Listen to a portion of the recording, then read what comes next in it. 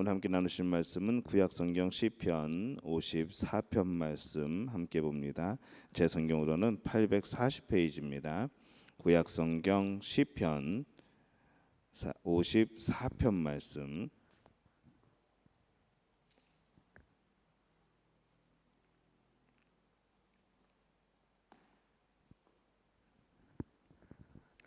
구약성경 시편 54편 말씀 우리 한 목소리로 함께 봉독합니다.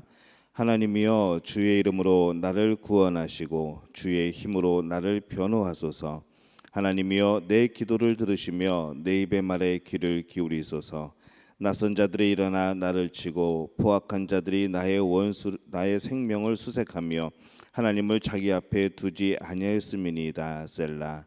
하나님은 나를 돕는 이시며 주께서는 내 생명을 붙들어 주시는 이시니이다. 주께서는 내 원수에게 악으로 갚으시리니 주의 성실하심으로 그들을 멸하소서. 내가 낙헌제로 주께 제사하리이다. 여호와여, 주의 이름에 감사하오리니 주의 이름이 선하심이니이다. 참으로 주께서는 모든 환난에서 나를 건지시고 내 원수가 보응받는 것을 내 눈이 똑똑히 보게 하셨나이다. 아멘. 할렐루야. 하나님의 은혜가 여러분과 함께 할 줄로 믿습니다. 오늘 시편 54편 말씀으로 우리가 함께 은혜를 나누겠습니다. 시편 54편은 다윗의 생애 가운데서도 참 또 절박한 그런 위기 상황에 속에서 쓰인 그런 믿음의 기도를 나타내는 그런 시입니다. 그러고 나서 보니까 시편을 하면서 이 다윗의 시가 나올 때마다 대부분이 참 절박한 상황이었고 대부분이 참으로 위급한 그런 상황에서 다윗이 많은 참 시를 썼다는 것을 저희가 볼 수가 있습니다. 이 위급한 중에 자기의 심경을 토로한 그런 개인의 그런 시이고 또 교훈적인 내용을 담고 있는 그런 맞쓰길, 또 교훈시 그런 내용도 함께 담고 있습니다.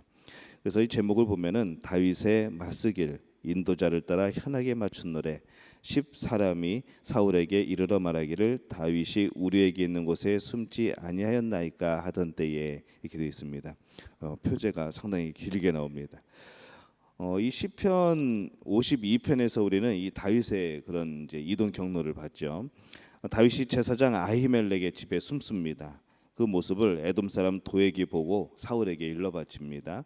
또 사울 왕이 다윗을 죽이려고 왔다가 이 다윗이 없자 그 제사장 아히멜렉의 사람들, 이 제사장 사람들을 85명을 모두 죽이게 되죠. 그리고 짐승까지도 모두 죽이게 됩니다. 이 다윗은 사울왕이 이 아히멜렉 집안의 모든 사람을 죽였다는 이야기를 듣고 주위 사람에게 피해를 주지 않기 위해서 동굴로 산속으로 그렇게 피해 다니기를 시작합니다. 이 다윗이 도망을 다니면서 숨는 모습을 보고 이 주변에 누가 또 다른 사람이 이 사울왕에게 다윗을 밀고를 합니다. 가장 힘들 때, 또 가장 어려울 때에 이 어떻게 해야 될지 모를 때 이 다윗은 기도하는 것이죠. 이 사울 왕에 대한 구체적인 기도의 내용은 나오지 않습니다. 사울 왕을 저주하는 그런 내용으로 기도할 수도 있었겠지만은 이 다윗은 그렇게 하지 않고 지금 나의 상황, 그런 것을 하나님께서 판단해 주시기를 바라고 이 어려운 상황 속에서 하나님이 이끌어내어 주셔서 하나님이 원하시는 방법대로 내가 살 길을 열어달라고 그렇게 간구하고 있는 것이죠. 이 다윗의 기도는 먼저 하나님 앞에 그 자신을 고백을 합니다. 하나님 앞에서 내 자신을 돌아보면서 내 마음을 고백하고 내가 지금 처한 상태를 고백하고 하나님이 이 상황을 이끌어 주시기를, 정리해 주시기를 그렇게 기도를 하는 것이죠. 이 배경은 사무엘상 23장에 나오는 배경을 하고 있습니다. 다윗이 광야의 숲을 속에 숨어 있을 때에 그곳 주민의 신고를 받은 사울이 추격을 시작합니다. 다윗이 이제 위기를 맞은 것이죠. 이 절박한 상황에서 기도하는 것이 오늘의 말씀은 54편의 말씀입니다. 이 당시 다윗은 광야 남쪽에 이 마온 황무지 이 아라바에서 이 사울의 군대에 포위를 당하게 됩니다. 그때 때마침 이 블레셋 사람이 침공했다는 소식이 들려오죠. 그래서 급한 연락을 받은 이 사울이 추격을 포기하고 퇴각을 함으로 인해서 이 다윗이 또 위기를 모면하게 됩니다. 그래서 이 기도의 응답, 이 기적적인 하나님의 놀라운 역사를 경험을 하고 지은 시가 시편 63편입니다. 그래서 오늘 이 54편이 바로 이 위기를 맞았을 때 기도한 내용의 시이고 63편은 이 응답을 받은 이후에 다윗이 또 지은 그러한 시이죠. 그래서 우리가 잠깐 63편에서 3절에서 7절을 우리가 찾아보면은 주의 인자하심이 생명보다 나음으로 내 입술이 주를 찬양할 것이라. 이러므로 나의 평생에 주를 송축하며 주의 이름으로 말미암아 나의 손을 들리이다.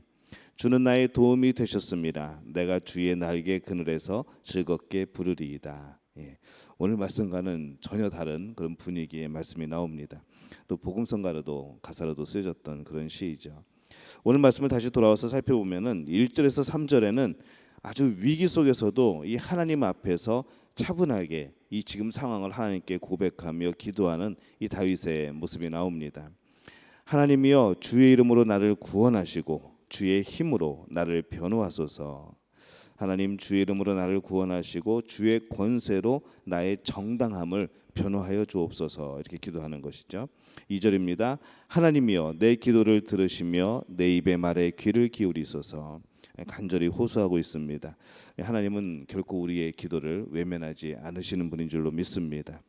우리 시편 50편 15절에도 보면은 환난 날에 나를 부르라 내가 너를 건지리니 내가 나를 영화롭게 하리로다 이렇게 말씀을 합니다. 3절에 보면은 낯선 자들이 일어나 나를 치고 포악한 자들이 나의 생명을 수색하며 하나님을 자기 앞에 두지 아니하였음이니이다. 셀라. 하나님을 안중에도 두지 않는 사람들이 거만하게 나에게 달려들어서 포악하게 내 목숨을 노리고 있다고 고백을 하는 것이죠. 4절에서 7절에 보면은 아직 실제로 이루어지지 않았음에도 불구하고 이 하나님의 구원을 확신하는 이 다윗의 모습이 나옵니다. 그리고 먼저 승리의 찬가를 미리 부릅니다.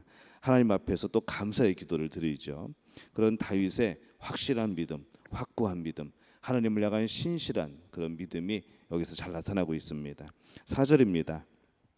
하나님은 나를 돕는 이시며 주께서는 내 생명을 붙들어 주시는 이시니이다. 하나님은 나를 돕는 분이십니다. 이 모든 상황 속에서도 그러나 하나님은 나를 돕는 분입니다. 주님은 내 목숨을 붙들어 주는 분입니다. 생명이 하나님께 달려있다는 것을 믿고 있는 것이죠. 그리고 하나님을 나의 돕는 자라고 그렇게 표현을 합니다. 하나님이 나를 반드시 도와주신다는 확신이 있어야지 하나님이 나를 돕는 자입니다. 하나님은 나를 돕는 자입니다라고 이렇게 고백을 할 수가 있는 것이죠. 우리는 하나님을 어떻게 고백하는지 모르겠습니다. 나를 돕는 자라고 여러분 오늘 아침에도 이렇게 고백을 하고 계십니까? 하나님은 나를 돕는 자인 줄로 믿습니다. 또 그렇게 고백하는 가운데 하나님의 놀라운 역사가 나타나게 될 줄로 믿습니다. 5절입니다. 주께서는 내 원수에게 악으로 갚으시리니 주의 성실하심으로 그들을 멸하소서. 이 주의 성실하심이라는 말은 하나님의 공의를 뜻합니다. 이 성경에서 주의 성실하심이 여러 번 나오게 됩니다. 하나님의 성실하심. 근데 때로는 그 성실하심이 선한 일을 베푸시는 그런 하나님의 모습, 내게 기도에 응답하시는 그런 하나님의 모습, 여러 가지 하나님의 성실하신 모습이 나오는데 여기서의 하나님의 성실하심은 하나님의 공의로서 악을 물리치시는 것, 바로 그것이 성실하심으로 그렇게 표현이 되어 있는 것이죠. 악인에게는 이 하나님이 참 두려움입니다. 곧 심판이죠. 하지만 성도들에게, 우리 믿는 자들에게 하나님은 소망인 줄로 믿습니다. 인도하심이 있고 보호하심이 있고 우리가 그 소망의 하나님을 우리가 모시고 사는 줄로 믿으시기를 바랍니다. 6절에 보면은 내가 낙헌제로 주께 제사하리이다. 여호와여 주의 이름에 감사하리니 주의 이름이 선하심이니이다. 이렇게 말씀을 합니다. 이 낙헌제는 화목제의 일종이죠. 자원하는 마음으로 드리는 기쁨의 제사입니다. 또 소나 양이나 염소를 가지고 흠없는 수컷을 제물로 삼아서 이 제단의 불에 태워서 봉헌했던 그런 제사입니다. 레위기의 말씀에 나오죠. 내가 즐거운 마음으로 기꺼이 주님께 제물을 드립니다. 주님, 내가 주의 선하신 이름에 감사를 드립니다. 그런 뜻입니다. 7절에 보면은 참으로 주께서는 모든 환난에서 나를 건지시고 내 원수가 보응받는 것을 내 눈이 똑똑히 보게 하셨나이다. 이렇게 고백을 합니다. 지금 이게 이루어진 걸까요? 아닐까요? 7절 말씀은 아직 안 이루어진 겁니다. 뒤에 가면 이루어지죠. 아직 이루어진 것이 아닌데도 불구하고 다윗은 확신에 찬 마음으로 기도하고 먼저 감사하고 있는 것이죠. 지금도 이 사울과 부하들이 아직 살아있는 겁니다. 주님, 나를 온갖 어려움에서 구원해 주시고 나의 눈으로 원수들이 망하는 것을 똑똑히 보게 될 줄 믿습니다라는 고백이죠. 근데 좀 우리랑 생각이 다른 점은 있습니다. 뭔가 하면은 우리는 자꾸 우리가 심판을 하려고 하죠. 근데 다윗을 보면은 본인이 심판하는 것이 아니라 하나님, 쟤 나빠요. 쟤 멸망해도 뭐 전혀 이상하지 않습니다라고 고백을 하지만은 결국 그 모든 행함에 있어서는 하나님이 하신다고 고백을 하는 겁니다. 멸망을 시키시던 살리시던 어떻게 하시던 그것은 하나님에 달린 거라고. 그래서 늘 이 시가 고백을 할 때, 이 다윗이 시로 고백을 할 때에는 꼭 그 말을 하는 거죠. 하나님이 심판하여 주옵소서. 하나님이 판단하여 주옵소서. 내가 판단하지 않게 도와주옵소서. 그렇게 계속해서 기도를 하고 있습니다.